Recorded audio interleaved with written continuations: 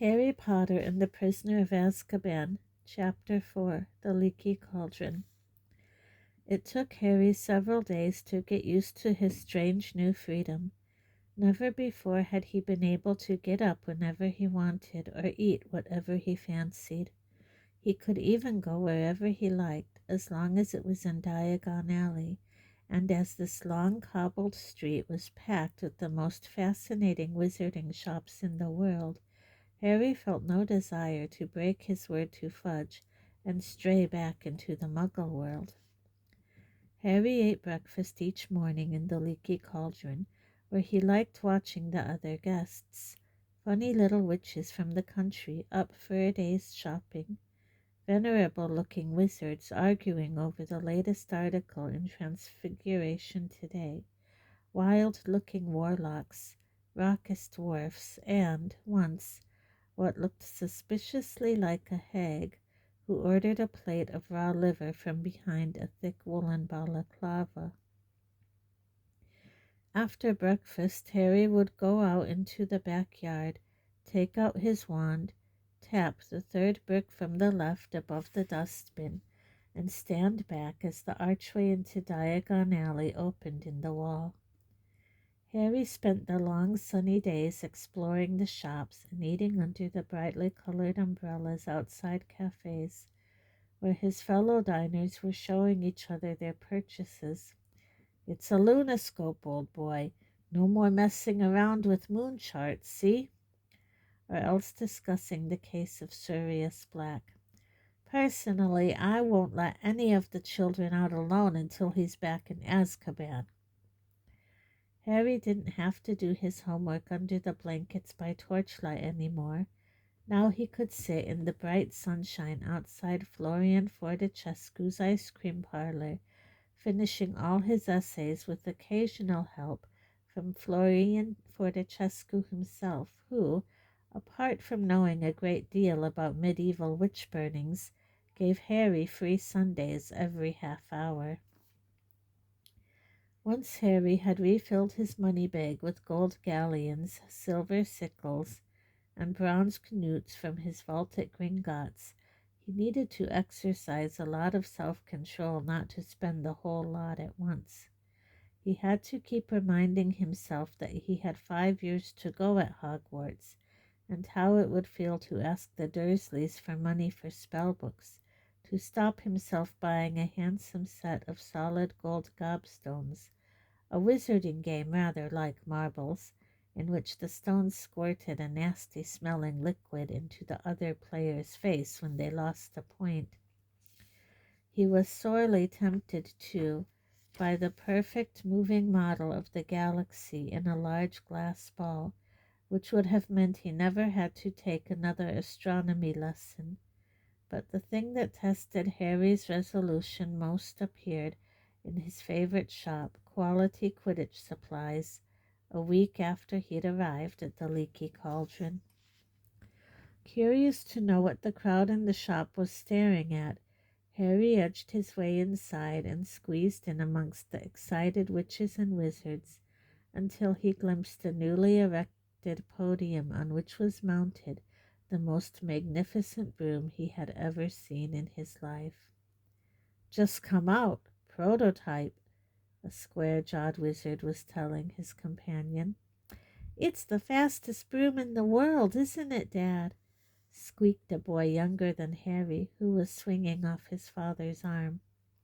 "Irish International Side's just put in an order for 7 of these beauties," the proprietor of the shop told the crowd, "and they're favorites for the World Cup." A large witch in front of Harry moved, and he was able to read the sign next to the broom.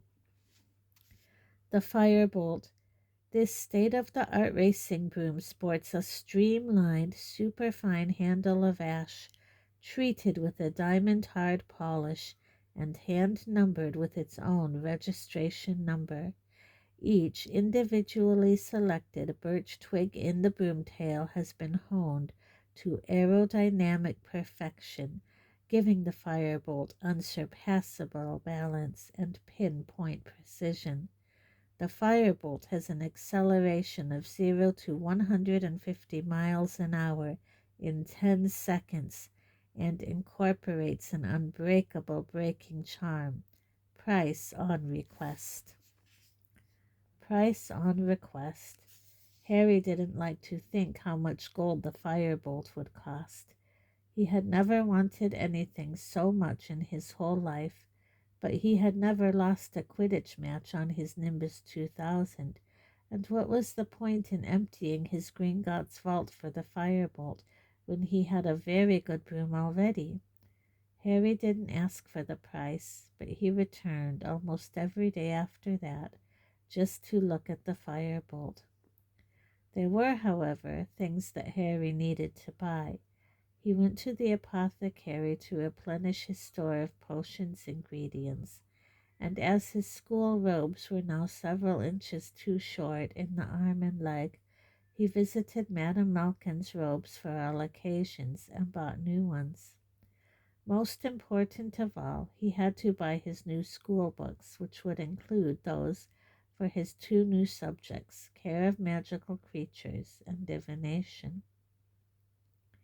Harry got a surprise as he looked in at the bookshop window. Instead of the usual display of gold-embossed spell books the size of paving slabs, there was a large iron cage behind the glass, which held about 100 copies of the Monster Book of Monsters.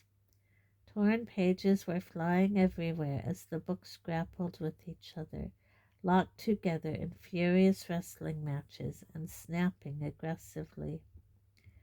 Harry pulled his book list out of his pocket and consulted it for the first time. The Monster Book of Monsters was listed as the set book for care of magical creatures. Now Harry understood why Hagrid had said it would come in useful. He felt relieved. He had been wondering whether Hagrid wanted help with some terrifying new pet. As Harry entered Flourish and Blotts, the manager came hurrying towards him. "Hogwarts," he said abruptly. "Come to get your new books?" "Yes," said Harry. "I need—" "Get out of the way," said the manager impatiently, brushing Harry aside.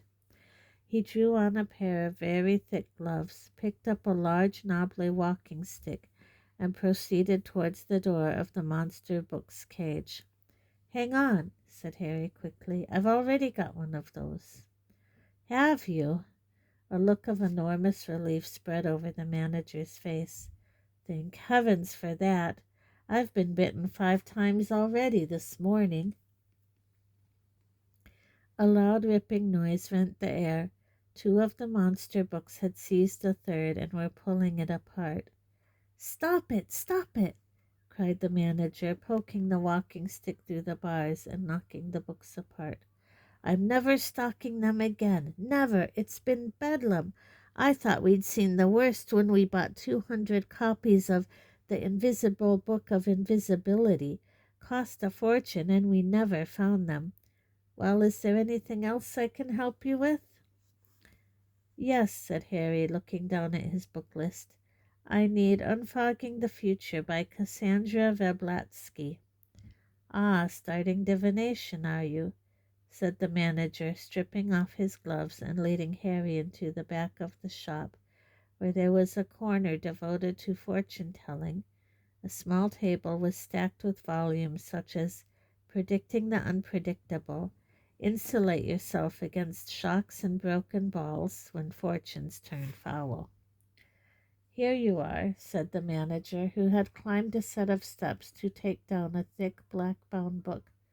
"Unfogging the Future. Very good guide to all your basic fortune-telling methods. Palmistry, crystal balls, bird and trails." But Harry wasn't listening. His eyes had fallen on another book, which was among a display on a small table. Death Omens, What to Do When You Know the Worst is Coming. "Oh, I wouldn't read that if I were you," said the assistant lightly, looking to see what Harry was staring at. "You'll start seeing death omens everywhere. It's enough to frighten anyone to death." But Harry continued to stare at the front cover of the book, It showed a black dog large as a bear with gleaming eyes. It looked oddly familiar. The assistant pressed Unfogging the Future into Harry's hands. "Anything else?" he said.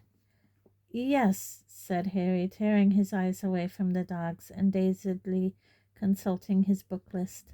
I need Intermediate Transfiguration and the Standard Book of Spells, Grade 3. Harry emerged from Flourish and Blotts 10 minutes later with his new books under his arms and made his way back to the Leaky Cauldron, hardly noticing where he was going and bumping into several people. He tramped up the stairs to his room, went inside, and tipped his books onto his bed. Somebody had been in to tidy. The windows were open and sun was pouring inside. Harry could hear the buses rolling by in the unseen Muggle street behind him, and the sound of the invisible crowd below in Diagon Alley. He caught sight of himself in the mirror over the basin. "It can't have been a death omen," he told his reflection defiantly. "I was panicking when I saw that thing in Magnolia Crescent. It was probably just a stray dog." He raised his hand automatically and tried to make his hair lie flat. "You're fighting a losing battle there, dear," said his mirror in a wheezy voice. As the days slipped by, Harry started looking wherever he went for a sign of Ron or Hermione. Plenty of Hogwarts students were arriving in Diagon Alley now, with the start of term so near. Harry met Seamus Finnegan and Dean Thomas, his fellow Gryffindors, in Quality Quidditch Supplies, where they too were ogling the firebolt. He also ran into the real Neville Longbottom, a round-faced, forgetful boy, outside Flourish and Blotts. Harry didn't stop to chat. Neville appeared to have mislaid his book list and was being told off by his very formidable-looking grandmother. Harry hoped she never found out that he'd pretended to be Neville while on the run from the Ministry of Magic. Harry woke on the last day of the holidays, thinking that he would at least meet Ron and Hermione tomorrow on the Hogwarts Express. He got up, dressed, went for a last look at the firebolt, and was just wondering where he'd have lunch when someone yelled his name and he turned. "Harry! Harry!" They were there, both of them, sitting outside Florian Fortescue's ice cream parlor, Ron looking incredibly freckly, Hermione very brown, both waving frantically at him. "Finally," said Ron, grinning at Harry as he sat down. "We went to the Leaky Cauldron, but they said you'd left, and we went to Flourish and Blotts and Madame Malkin's, and—" "I got all my school stuff last week," Harry explained. "And how come you know I'm staying at the Leaky Cauldron?" "Dad," said Ron simply. Mr. Weasley, who worked at the Ministry of Magic, would of course have heard the whole story of what had happened to Aunt Marge. "Did you really blow up your aunt, Harry?" said Hermione in a very serious voice. "I didn't mean to," said Harry, while Ron roared with laughter. "I just lost control." "It's not funny, Ron," said Hermione sharply. "Honestly, I'm amazed Harry wasn't expelled." "So am I," admitted Harry. "Forget expelled. I thought I was going to be arrested." He looked at Ron. "Your dad doesn't know why Fudge let me off, does he?" "Probably 'cause it's you, isn't it?" shrugged Ron, still chuckling. "Famous Harry Potter and all that. I'd hate to see what the ministry'd do to me if I blew up an aunt.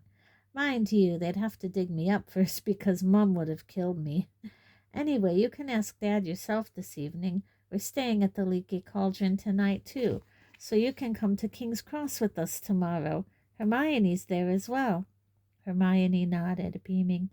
"Mom and Dad dropped me off this morning with all my Hogwarts things." "Excellent," said Harry happily. "So have you got all your new books and stuff?" "Look at this," said Ron, pulling a long, thin box out of a bag and opening it. "Brand new wand, 14 inches, willow, containing 1 unicorn tail hair. And we've got all our books." He pointed at a large bag under his chair. "What about those monster books, eh? The assistant nearly cried when we said we wanted to. What's all that, Hermione? Harry asked, pointing at not one but three bulging bags in the chair next to her. Well, I'm taking more new subjects than you, aren't I? Said Hermione. Those are my books for arithmancy, care of magical creatures, divination, study of ancient runes, muggle studies. What are you doing muggle studies for? Said Ron, rolling his eyes at Harry. You're muggle born. Your mom and dad are muggles. You already know all about muggles. But it'll be fascinating to study them from the wizarding point of view, said Hermione earnestly. Are you planning to eat or sleep at all this year, Hermione? Asked Harry, while Ron sniggered. Hermione ignored them. I've still got 10 galleons, she said, checking her purse. It's my birthday in September, and Mom and Dad gave me some money to get myself an early birthday present. How about a nice book? Said Ron innocently. No, I don't think so, said Hermione composedly. I really want an owl. I mean, Harry's got Hedwig and you've got Errol. I haven't, said Ron. Errol's a family owl. All I've got is Scabbers. He pulled his pet rat out of his pocket. And I want to get him checked over, he added, placing Scabbers on the table in front of them. I don't think Egypt agreed with him. Scabbers was looking thinner than usual, and there was a definite droop to his whiskers. There's a magical creature shop just over there, said Harry, who knew Diagon Alley very well by now. You can see if they've got anything for Scabbers, and Hermione can get her owl. So they paid for their ice creams and crossed the street to the magical menagerie. There wasn't much room inside. Every inch of wall was hidden by cages. It was smelly and very noisy because the occupants of these cages were all squeaking, squawking, jabbering, or hissing. The witch behind the counter was already advising a wizard on the care of double-ended newts. So Harry, Ron, and Hermione waited, examining the cages. A pair of enormous purple toads sat gulping wetly and feasting on dead blowflies. A gigantic tortoise with a jewel-encrusted shell was glittering near the window. Poisonous orange snails were oozing slowly up the side of their glass tank, and a fat white rabbit kept changing into a silk top hat and back again with a loud popping noise. Then there were cats of every color, a noisy cage of ravens, a basket of funny custard-colored fur balls that were humming loudly, and on the counter a vast cage of sleek black rats which were playing some sort of skipping game using their long bald tails. The double-ended newt wizard laughed, and Ron approached the counter. It's my rat, he told the witch. He's been a bit off color ever since I brought him back from Egypt. Bang him on the counter, said the witch, pulling a pair of heavy black spectacles out of her pocket. Ron lifted Scabbers out of his inside pocket and placed him next to the cage of his fellow rats, who stopped their skipping tricks and scuffled to the wire for a better look. Like nearly everything Ron owned, Scabbers the rat was second-hand. He had once belonged to Ron's brother Percy, and a bit battered. Next to the glossy rats in the cage, he looked especially woebegone. Said the witch, picking Scabbers up. How old is this rat? Dunno, said Ron. Quite old. He used to belong to my brother. What powers does he have? Said the witch, examining Scabbers closely. Said Ron. The truth was that Scabbers had never shown the faintest trace of interesting powers. The witch's eyes moved from Scabbers' tattered left ear to his front paw, which had a toe missing, and tutted loudly. He's been to the mill, this one, she said. He was like that when Percy gave him to me, said Ron defensively. An ordinary common or garden rat like this can't be expected to live longer than 3 years or so, said the witch.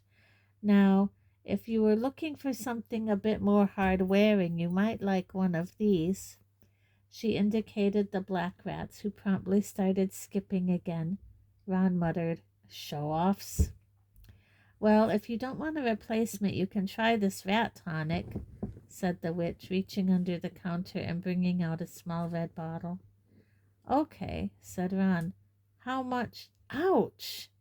Ron buckled as something huge and orange came soaring from the top of the highest cage, landed on his head, and then propelled itself, spitting madly at Scabbers. "No, Crookshanks, no!" cried the witch. But Scabbers shot from between her hands like a bar of soap, landed splay-legged on the floor, and then scarpered for the door.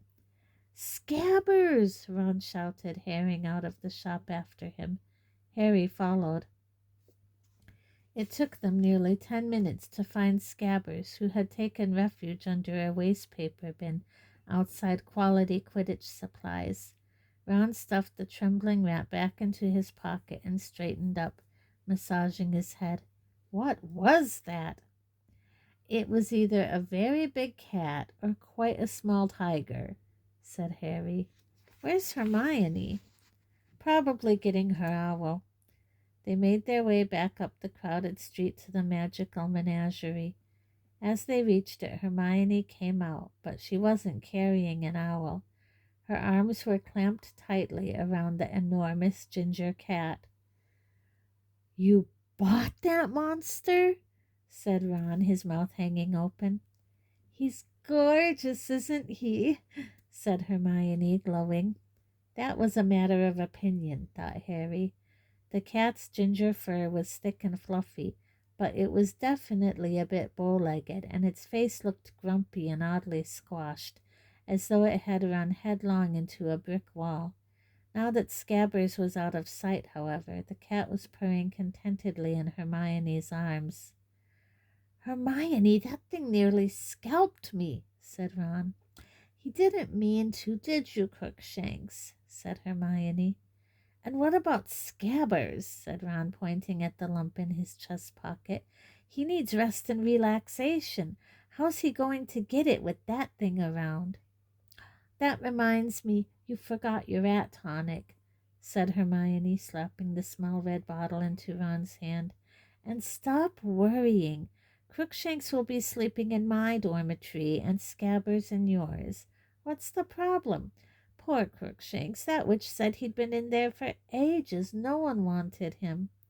"I wonder why," said Ron sarcastically as they set off towards the Leaky Cauldron.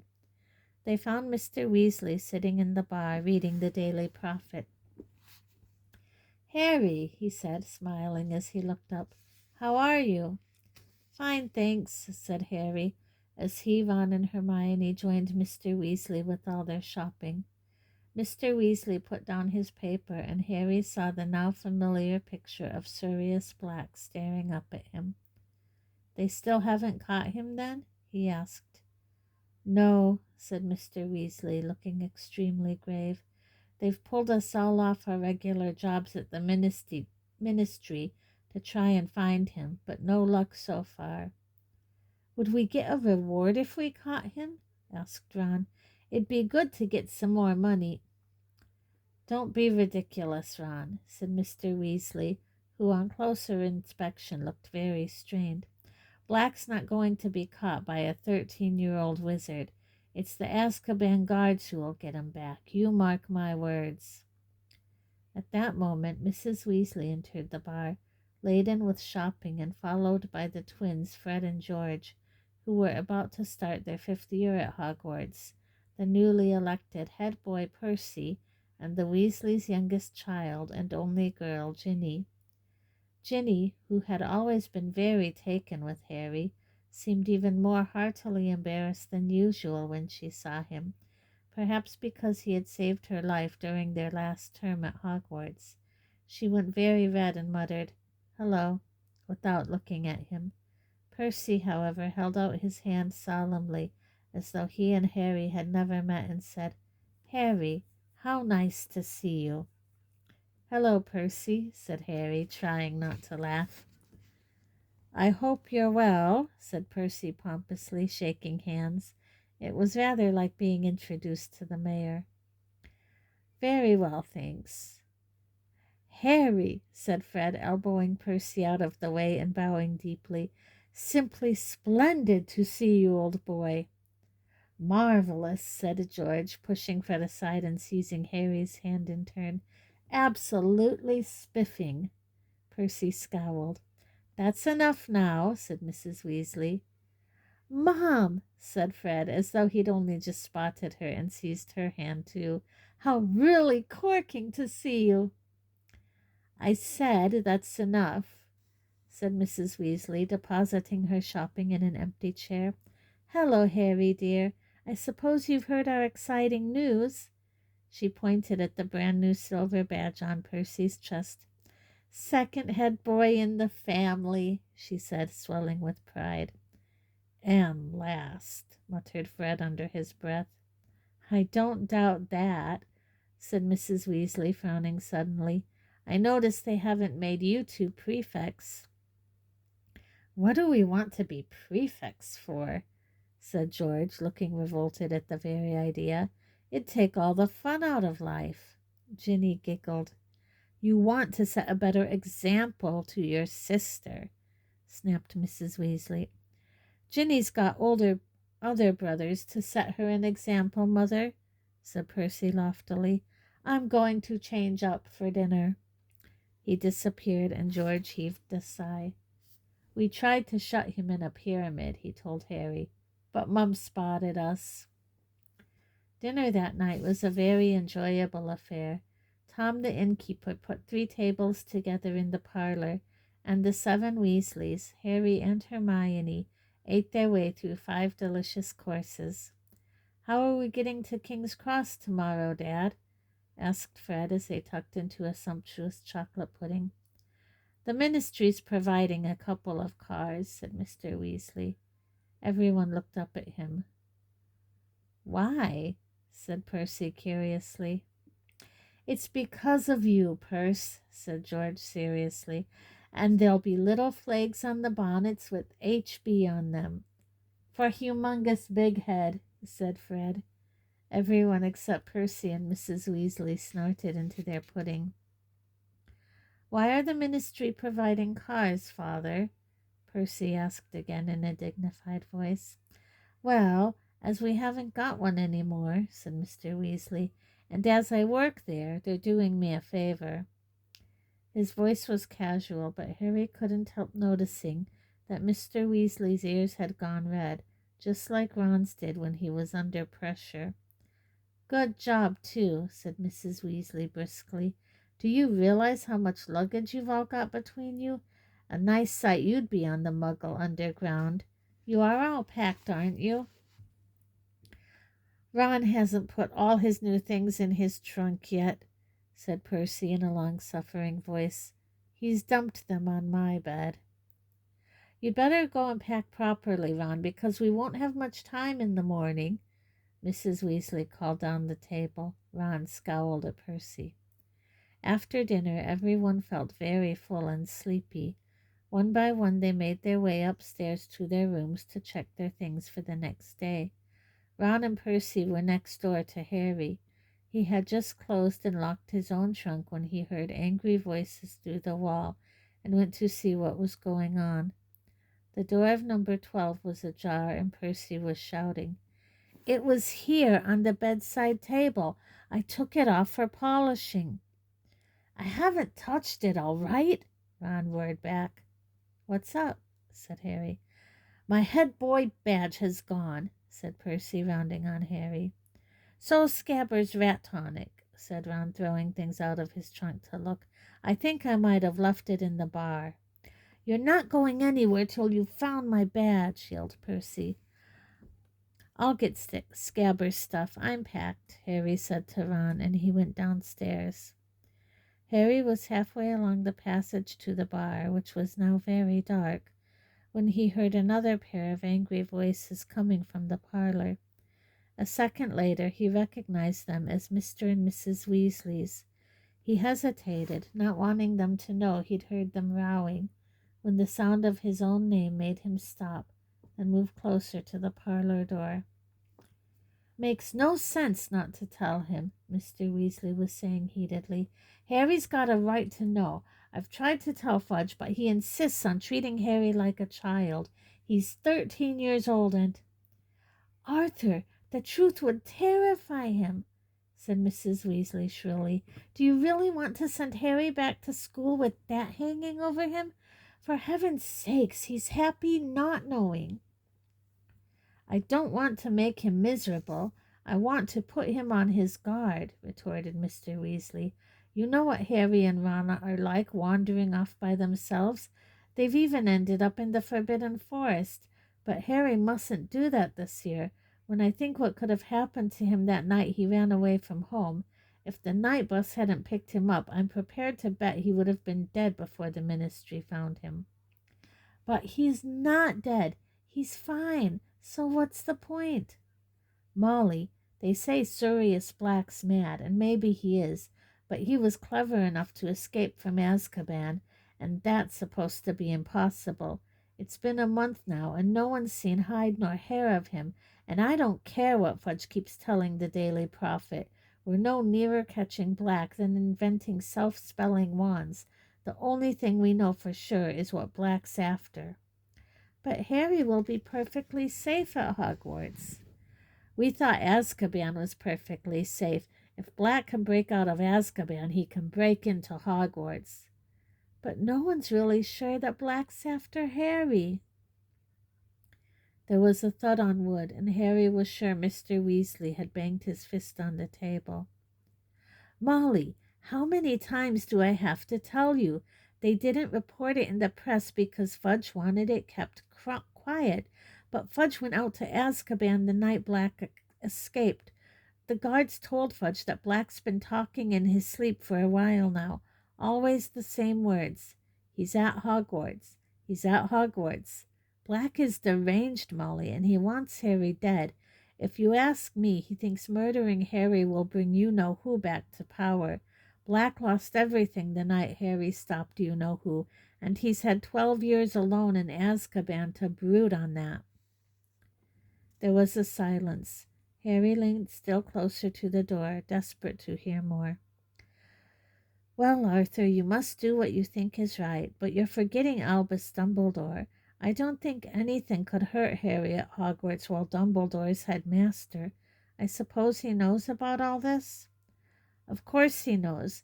We had to ask him if he minds the Azkaban guards stationing themselves around the entrances to the school grounds. He wasn't happy about it, but he agreed." "Not happy? Why shouldn't he be happy if they're there to catch Black?" "Dumbledore isn't fond of the Azkaban guards," said Mr. Weasley heavily. "Nor am I, if it comes to that. But when you're dealing with a wizard like Black, you sometimes have to join forces with those you'd rather avoid." "If they save Harry, then I will never say another word against them," said Mr. Weasley wearily. "It's late, Molly. We'd better go up." Harry heard chairs move. As quietly as he could, he hurried down the passage to the bar and out of sight. The parlor door opened, and a few seconds later footsteps told him that Mr. and Mrs. Weasley were climbing the stairs. The bottle of rat tonic was lying under the table they had sat at earlier. Harry waited until he heard Mr. and Mrs. Weasley's bedroom door close, then headed back upstairs with the bottle. Fred and George were crouching in the shadows on the landing, heaving with laughter as they listened to Percy dismantling his and Ron's room in search of his badge. "We've got it," Fred whispered to Harry. "We've been improving it." The badge now read, "Big Head Boy." Harry forced a laugh, went to give Ron the rat tonic, then shut himself in his room and lay down on his bed. So Sirius Black was after him. That explained everything. Fudge had been lenient with him because he was so relieved to find him alive. He'd made Harry promise to stay in Diagon Alley, where there were plenty of wizards to keep an eye on him. and he was sending 2 ministry cars to take them all to the station tomorrow so that the Weasleys could look after Harry until he was on the train. Harry lay listening to the muffled shouting next door and wondered why he didn't feel more scared. Sirius Black had murdered 13 people with one curse. Mr. and Mrs. Weasley obviously thought Harry would be panic-stricken if he knew the truth. But Harry happened to agree wholeheartedly with Mrs. Weasley that the safest place on earth was wherever Albus Dumbledore happened to be. Didn't people always say that Dumbledore was the only person Lord Voldemort had ever been afraid of? Surely Black, as Voldemort's right-hand man, would be just as frightened of him. And then there were these Azkaban guards everyone kept talking about. They seemed to scare most people senseless, and if they were stationed all around the school, Black's chances of getting inside seemed very remote. No, all in all, the thing that bothered Harry most was the fact that his chances of visiting Hogsmeade now looked like 0. Nobody would want Harry to leave the safety of the castle until Black was caught. In fact, Harry suspected his every move would be carefully watched until the danger had passed. He scowled at the dark ceiling. Did they think he couldn't look after himself? He'd escaped Lord Voldemort 3 times. He wasn't completely useless. Unbidden, the image of the beast in the shadows of Magnolia Crescent crossed his mind. What to do when you know the worst is coming. "I'm not going to be murdered," Harry said out loud. "That's the spirit, dear," said his mirror sleepily.